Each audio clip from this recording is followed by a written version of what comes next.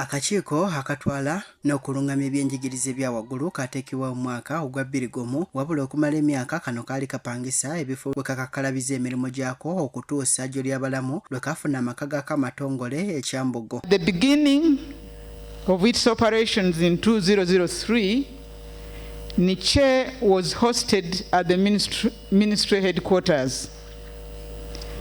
Later, offices were moved to a rented space at Kyambogo University until 2016, when the offices were moved to its current location.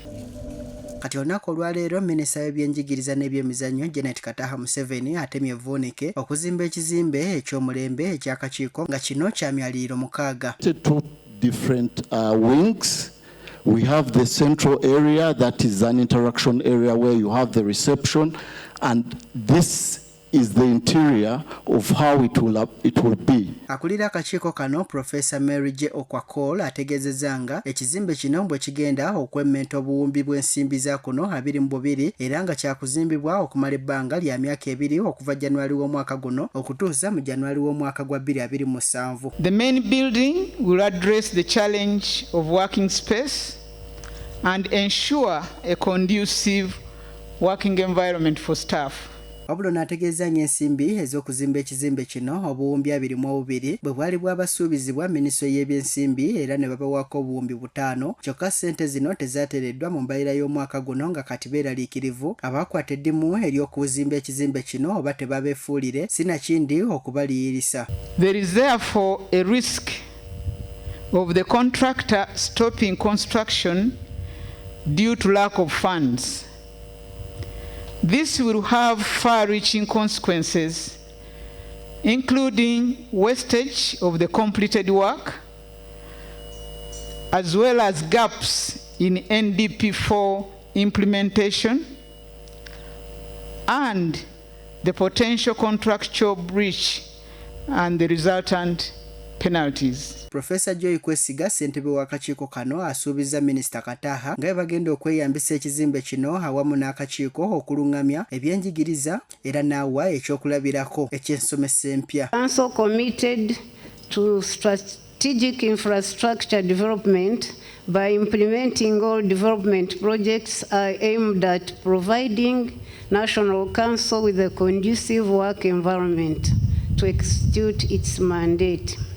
We are therefore happy that today's event reaffirms the Council's commitment and is evidence of progress, growth, vision and sound governance. Sejjoba ng'ono Commissioner mu Minisitule y'Ebyenjigiriza era nga yakiikiridde omuwandiisi ow'enkalakkalira mu Minisitule eno ategeezezza nga bwe bakoze ekisoboka okulaba ng'embalirira y'akakiiko kano yeeyongerako kikasobozese okukola emirimu gyakyo awatali kutaataaganyizibwa. With your guidance, Mama, the budget of the Council has grown significantly from 10 billion in the year 2016-2017 to the current 45 billion. Wano Minisita Kataha wasinzidde n'atendereza akakiiko kano olw'ekkula lino gye katuuseeko lyagamba nti lyakukasobozesa okwongera amaanyi mu mirimu gyako. And I want to congratulate you all upon prioritizing infrastructure development, which I believe will provide a conducive working environment and functional facilities for this agency. Kataha wabula ategeeza nga kino bwe kitayoleka buwanguzi eri akakiiko kano kokka wabula ne Minisitule y'Ebyenjigiriza yonna okutwaliza awamu nga kw'otadde n'amaanyi gavumenti ya NRM geeteekamu. I'm glad that this infrastructure development project aligns with the Ministry also of Education and Sports Infrastructure Plan of 2025-26 to 29-2030.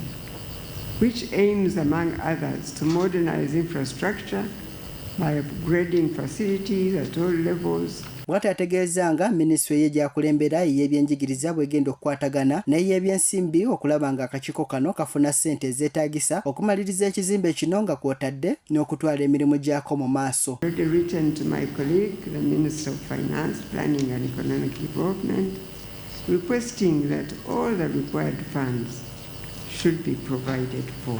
Nze Charles Katamba ku Lwagugudde TV agaguddewo.